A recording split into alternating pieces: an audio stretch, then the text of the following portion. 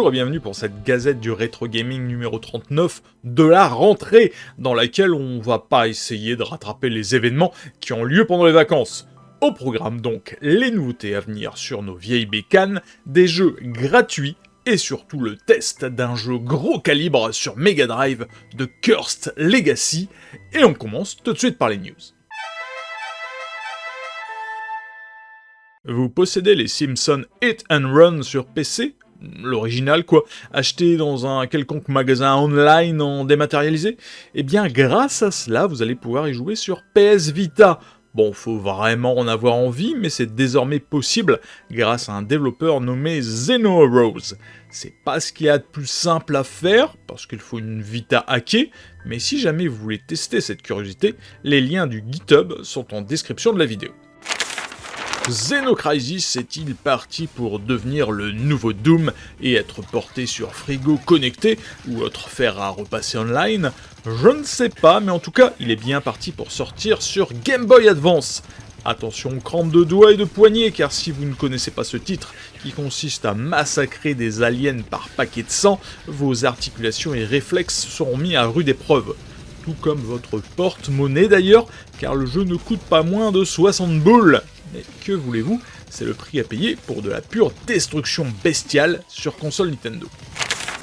Spelunky vient de recevoir un portage officiel sur le Commodore 64. Spelunky, c'est un jeu d'exploration de grottes et de chasse au trésor, mélange de jeux de plateforme classique et de rogue, où le but est de récupérer autant de trésors que possible dans des grottes générées de manière procédurale.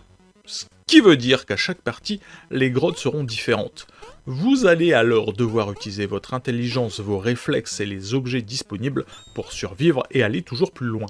Ce qui est particulièrement intéressant à propos de ce portage, c'est qu'il ne semble pas s'agir d'un projet de fan non officiel, comme on pouvait s'y attendre, mais d'une version Commodore 64 officiellement approuvée, développée avec le soutien du développeur original Mouse. Le jeu coûte 3$ en téléchargement sans DRM sur itch.io, tourne sur émulateur et machine réelle, et le lien pour l'acheter est en description de cette gazette.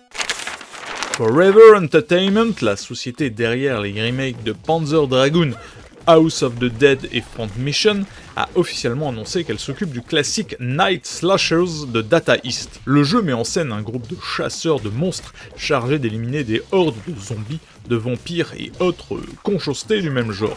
Le remake propose des visuels entièrement retravaillés, abandonnant les graphismes 2D pixelisés de l'original au profit d'images HD rappelant un peu le style vu dans Street of Rage 4.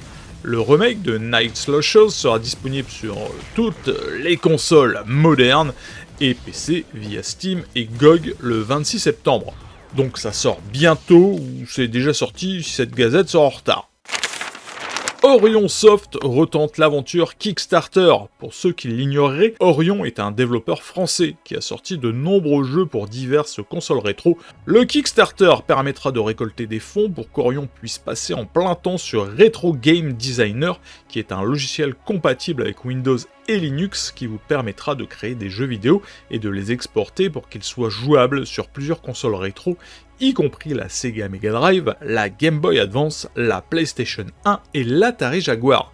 Cet outil utilisera une interface graphique très simple et conviviale, permettant d'importer des éléments tels que des images, des feuilles de sprite, des cartes de tuiles, des musiques, des effets sonores, et de les combiner pour créer un jeu. Vous pourrez ensuite exporter ce jeu sous forme de fichier ROM ou d'ISO CD, afin de pouvoir y jouer sur votre véritable matériel rétro, en utilisant une cartouche flash, un émulateur de CD ou un CD gravé.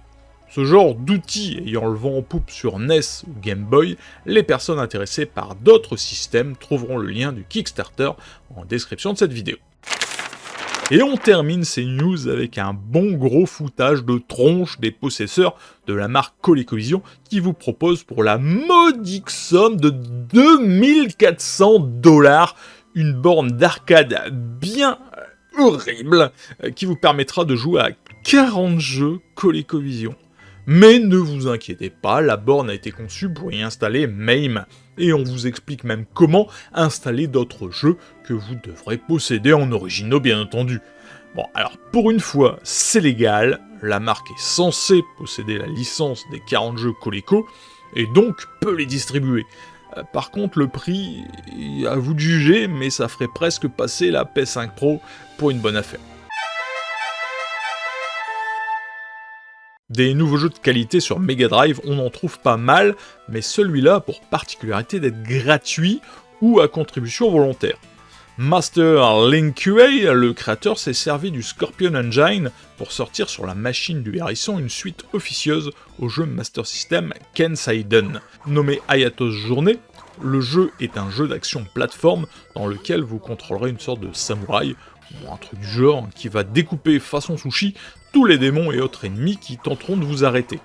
En effet, ces derniers ont enlevé les villageois de votre royaume, et au passage, comme vous le découvrirez, pendu votre maître.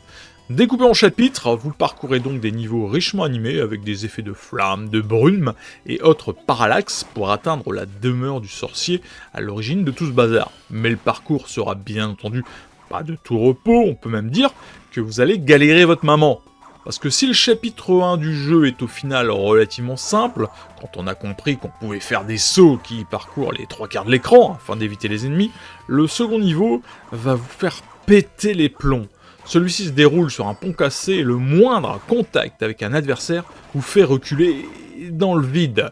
Et cela entraîne bien entendu une perte de vie, même si votre énergie est au maximum. On pourrait penser qu'en allant doucement, en laissant venir les ennemis et en les éliminant, tout irait pour le mieux. Mais que dalle! Car pour moi, vient là le plus gros défaut du jeu. Les ennemis respawnent toujours au même endroit. Ce qui fait que non seulement reculer et tuer les ennemis ne sert à rien, mais reculer fait respawner les ennemis que vous aviez également liquidés derrière vous. C'est l'enfer sur Terre. Je ne sais pas si c'est une volonté de l'auteur ou un souci de son moteur de jeu, il n'empêche qu'il va falloir vous accrocher sévère si vous espérez voir le bout de ce jeu et tous les niveaux variés qu'il propose. Heureusement, le nombre de vies et de continues au départ du jeu sont augmentables et que des armes secondaires comme des éclairs ou flèches et des coups spéciaux pourront vous donner un coup de pouce. Bref, un jeu que vous pourriez apprécier à condition de ne pas céder à la frustration. Halo sur Game Boy Color impossible. Bon, en 3D ça va être compliqué, faut bien se l'avouer, hein, mais en 2D ça passe. Sofa Swordman vous propose donc sa production développée en GB Studio qui vous permettra même de vivre les séquences en Warthog. En gros, ça prend la forme d'un Zelda, en plus gore, hein, parce qu'il y a des corps démembrés partout, et surtout avec des gros guns qui tirent en rafale et du strafing. C'est bien foutu, et c'est gratuit, bon alors qu'est-ce que vous attendez pour défourailler tout ce qui bouge? Ouais, la fin de cette gazette, oui, vous avez raison, hein. Et vous savez bien entendu où trouver le lien pour télécharger la ROM. Brock Studio nous a fait l'honneur de nous envoyer un exemplaire du tout nouveau jeu de la team GGS, The Cursed Legacy. Comme toujours chez Brock, le packaging sera de qualité, comme un jeu d'époque, hein, et on nous promet même une documentation en français. Et bien entendu, on s'est fait un plaisir de le tester, et voici ce qu'on en pense en toute objectivité. The Cursed Legacy, qu'on appellera désormais TCL, pour simplification, est le deuxième jeu de la team GGS, et cette fois-ci c'est un mix de Run and Gun et de Metroid. Mais avant de rentrer dans le détail, parlons un peu du scénario plutôt cryptique au début du jeu. En effet, dans l'intro, on apprend que la mère du héros, donc nous, est morte pour le sauver, qu'il est le dernier humain en vie et que pour changer le cours de l'histoire, il doit tuer son père. Bref, le scénario est une excuse pour dessouder un petit peu tout ce qui bouge, parce que le héros est un petit peu du genre chafouin, susceptible, hein, à faire sauter le caisson si on lui donne pas du feu pour allumer son pétard. Hein. Mais le jeu n'est pas qu'un défouloir sans cervelle, mais on y reviendra plus tard. Car on va aborder d'abord les parties les plus subjectives du jeu, en commençant par les graphismes. Soyons clairs, ces derniers ne plairont pas à tout le monde, mais il y a une chose qui est sûre, c'est que graphiquement, il y a eu un glow-up très marquant par rapport au premier jeu de la team GGS, nommé The Cursed Knight. On sent que le graphiste est beaucoup plus à l'aise avec des sprites beaucoup plus gros, et pour le coup, ces derniers sont vraiment d'une très bonne taille. Mention spéciale à certains boss que j'ai vraiment appréciés, comme la gargouille vampire qui vous one-shot comme pour rire, ou encore un hélicoptère ressemblant à un insecte qui m'a fait penser à certains engins de chez Miyazaki. D'autres boss par contre sont graphiquement un peu moins inspirés. Et par exemple, la phase de récupération du RB309, un engin robotique qu'on contrôlera dans la phase Metroid, est vraiment très étrange graphiquement. On a l'impression que le robot a été modélisé en 3D, puis digitalisé. Et même si c'est plutôt impressionnant à voir sur Mega Drive, ça colle vraiment moins bien avec le reste du jeu. Tout cela pour dire qu'il y a une sorte de déséquilibre entre des coups de génie et des choses peut-être un peu moins inspirées, qui restent toutefois de bonne qualité. Il n'y a d'ailleurs pas que les graphismes qui ont glow up, il y a aussi la technique, et si cette dernière était déjà à un haut niveau dans TCK, ici des effets en veux-tu, et ben voilà. Mention spéciale au boss composé de pixels, je sais même pas comment le décrire, hein. Bah vous le voyez à l'écran hein, pour comprendre le truc, ou encore les niveaux à la Batman Mega Drive, où on avance dans un tunnel quasi circulaire, et puis le parallaxe est roi également. Bref, de ce côté-là, la Mega Drive est utilisée très intelligemment, et on s'en prend plein les mirettes. On arrive à la partie que je ne sais pas traiter. J'ai toujours du mal à juger la partition musicale d'un jeu vidéo. Je n'ai pas l'oreille. Je suis plutôt binaire sur ce point. Enfin, presque. Soit elle m'arrache les oreilles et je déteste, soit elle me reste en tête à tout jamais. Entre les deux, si ça ne me saute pas aux oreilles, je considère qu'elle fait le job. Et c'est plutôt triste pour les musiciens, car je suis incapable de mettre des mots sur leurs propositions. Et ici, tout ce que je peux dire, c'est que les partitions semblent nombreuses, et qu'elles s'adaptent bien aux phases d'action ou d'exploration, et qu'elles sont de qualité, mais qu'aucune ne m'est restée réellement en tête. Ah oui, j'avais prévenu, je suis binaire. Venons-en maintenant au cœur du jeu, son gameplay et son game et level design. The Cursed Legacy n'est pas un jeu, mais à minima deux jeux. On démarre celui-ci sur une phase de run and gun où on va abattre tout ce qui bouge. D'ailleurs, à noter que par moments, c'est quand même un peu sanglant, ce qui est bizarre d'ailleurs parce que c'est pas le cas tout le temps. Bon, remarquez, en même temps, c'est un peu logique, hein, puisqu'il y a quelquefois des robots, et à part dans les nouveaux animés japonais de mecha, un robot ça saigne pas. Hein. Le héros est un véritable psychopathe assoiffé de vengeance, et on s'en rend bien compte au début de chaque niveau, où il y a au moins une tête de Jawa, alors non, hein, pas le loueur de chambre, hélas, qui explose dans une gerbe de sang. Une fois arrivé au boss, et surtout une fois que vous lui avez fait sa fête, vous allez pouvoir passer dans une phase de Metroid. Alors attention, je dis bien une phase de Metroid, et non pas de Metroidvania, car il n'y a nullement de gestion d'expérience ou de niveau.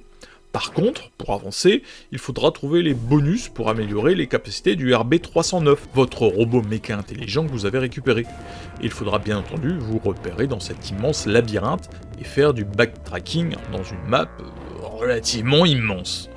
Cette partie Metroid, c'est un petit peu le hub du jeu, vous allez devoir trouver les portes pour passer aux autres niveaux de run and gun, pour aller faire la fête au boss. Et puisqu'il faut signaler les défauts du jeu, je trouve que justement, lorsqu'on bat un boss, on passe presque sans transition au niveau suivant.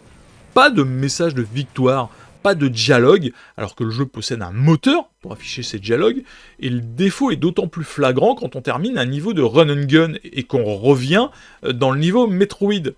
On revient justement à la porte que l'on avait ouverte, et la première fois que ça m'est arrivé, je me suis demandé si j'avais vraiment réussi à faire ce que je devais faire, puisque rien ne m'était indiqué, et que je pouvais rentrer de nouveau dans le niveau que j'avais terminé. Et au début, c'est plutôt déstabilisant. Bon, soit, tout cela est un souci bien mineur, mais le diable se cache dans les détails. La partie run and gun, elle, c'est bien entendu de l'action frénétique, mais c'est surtout du die and retry. Il me semble totalement impossible de terminer un niveau dès le premier essai.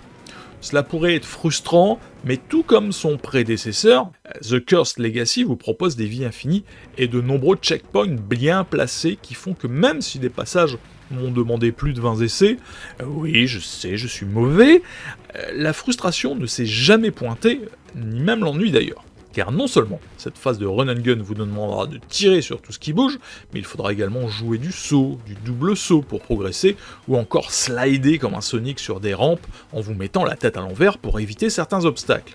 Et lorsque vous pensiez avoir vu tous les types de situations, les concepteurs arrivent toujours à vous surprendre en s'inspirant des grands jeux de l'époque 8, 16, 32 bits, comme Donkey Kong Country ou Tortue Ninja, mais ça, on vous laissera découvrir.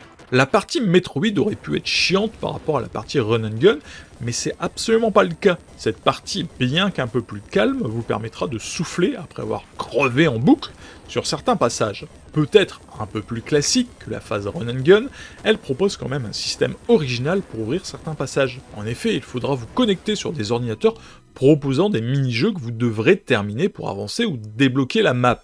Et il faut dire que dans certains cas, le développeur s'est fait plaisir, avec par exemple un jeu de labyrinthe utilisant la technique de Wolfenstein 3D, ou encore un autre labyrinthe en pseudo mode 7.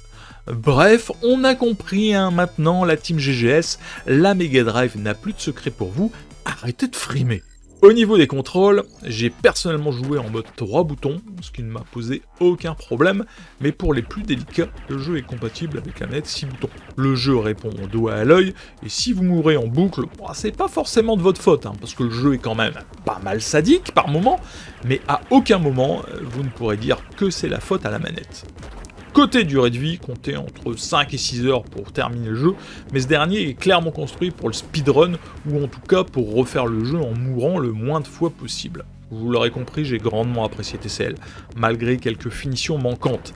Jamais frustrant, se renouvelant tout le temps, TCL est un jeu généreux. Je pense que c'est vraiment l'adjectif le plus approprié pour ce titre. Généreux dans ses styles de jeu, généreux dans sa technique pour en mettre plein les yeux, généreux dans ses situations, ses idées, et généreux dans le fait que vous ne vous ennuierez pas une seule seconde avec lui.